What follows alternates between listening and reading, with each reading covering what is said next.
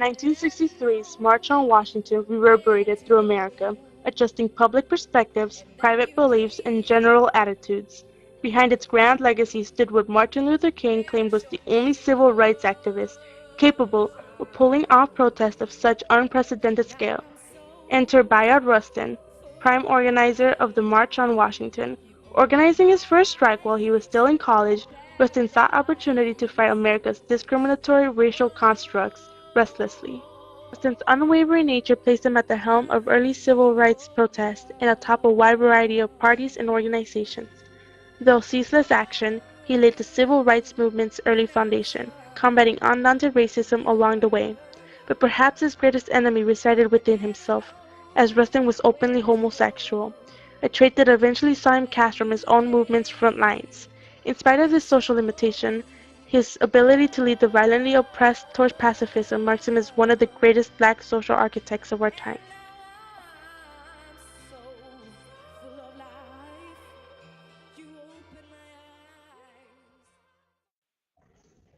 1940s America remained chained to strictly enforced racial segregation.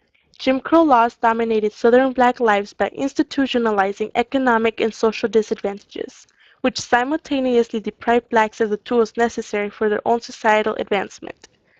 Where the laws were not in place, whites continued to exercise their dominions through violence with little to no consequence. 1943's race riots resulted in hundreds of injuries for blacks and proved fatal for 25 more. The inferior Negro was a crucial cultural norm, one that most whites accepted as an indisputable fact. Blacks rejected this notion by achieving in music, sports, and establishing higher education. African American participation in World War II spurred whites to value blacks as potentially beneficial human beings rather than incapable savages. Activism emerged from these cracks in white supremacy, prompting organizations such as the National Association for the Advancement of Colored People, or NAACP, to seize chances at promoting equality. Early civil rights found solid ground in the year 1941 when Philip A. Randolph, mentor and friend to Bayard Rustin, proposed the first March on Washington.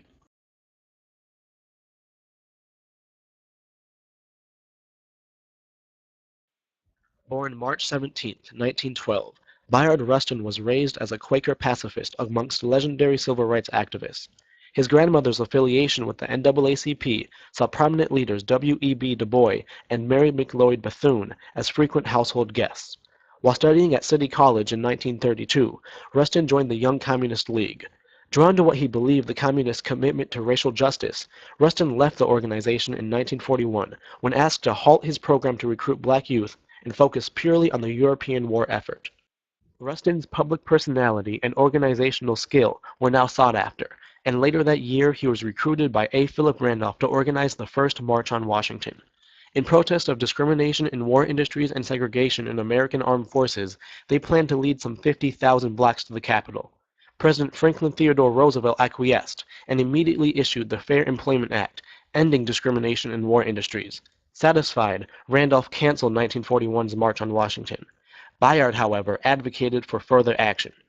The following year, Rustin's deep commitment to pacifism and racial equality cost him dearly when he was savagely beaten and arrested after refusing to relinquish his seat on a bus. During the beating, he is quoted as calmly stating, "There is no need to beat me, for I am not resisting." He soon found himself associated with FOR, the Fellowship of Reconciliation, an international religious pacifist organization. Bayard headed their department on race relations and became close to FOR's executive director, A.J. Muste. Through FOR, Rustin led the first Freedom Rides, which would become a model for those in 1961. In order to test America's federal law of banning racial discrimination in interstate travel, 7 pairs of men, each team comprised of 1 black and 1 white, rode front row in segregated buses. Each member was arrested several times throughout their journey, culminating in Rustin serving 22 days on a North Carolina chain gang. For the next 6 years, Rustin refused to be content, forming the American Committee in Africa and traveling to India to learn methods of nonviolent resistance. Unbeknownst to Bayard, his illustrious career would soon come crashing down in a torrent of social condemnation.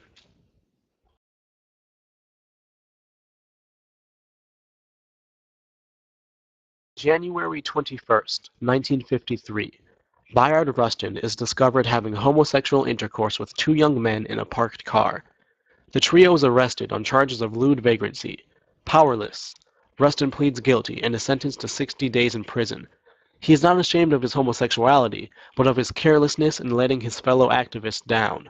An invisible boundary is erected around Rustin, severing his ability to act freely. His homosexuality, public for the first time, is now a weapon for any opposing the causes he fought so desperately for. The social implications are so thoroughly negative that A.J. Musty, a man that considered Bayard a son, forces him to resign from the Fellowship of Reconciliation. 3 years after his public humiliation, Martin Luther King recognized the advantages of Rustin's contacts, knowledge, and organizational abilities, and invited him to serve as his advisor. Both were well aware that Rustin's background would be controversial with other civil rights leaders, prompting Rustin to maintain a low profile and rarely speak publicly. Under Rustin's influence, King dismissed the armed security guarding his household and put complete faith in nonviolence. In 1963, 22 years after canceling the original, A. Philip Randolph suggested a second march on Washington. At the protest of activists Roy Wilkins and Andrew Young, Randolph once again appointed Rustin as chief organizer. With renewed vitality, Bayard Rustin directed the civil rights movement's most essential climax. When the time came, it was not Martin Luther King, but Philip A. Randolph and Bayard Rustin on the cover of Life magazine.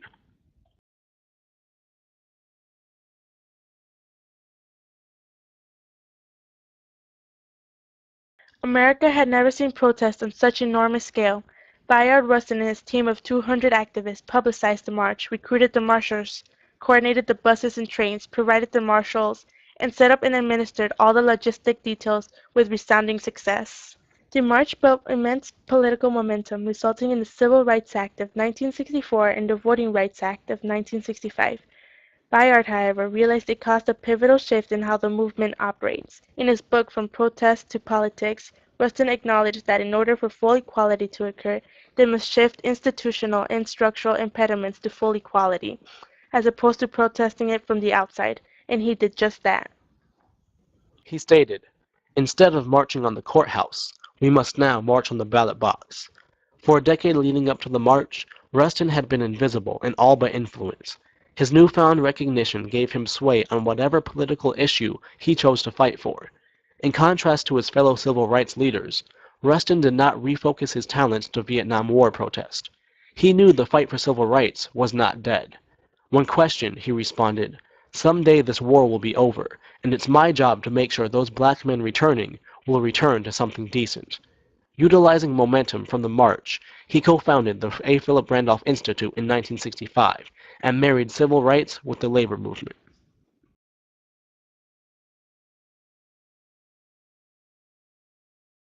Rustin's advisory of Martin Luther King altered the course of American history. While King stood at the threshold of racial revolution, Rustin taught him the fundamental importance of nonviolence. In this, he provided the civil rights movement both practical strategy and moral cause. Rustin's early protests were the blueprint for King to follow, which makes the 1960s movement in addition to his ever-growing legacy. Rustin was posthumously awarded the Presidential Medal of Freedom in 2013, and the A. Philip Randolph Institute advocates for his cause today. While others spoke of grand ideals, economic justice, equality, racial integration, Rustin plotted the course to achieve them. I didn't know where to go, and then you came and showed me.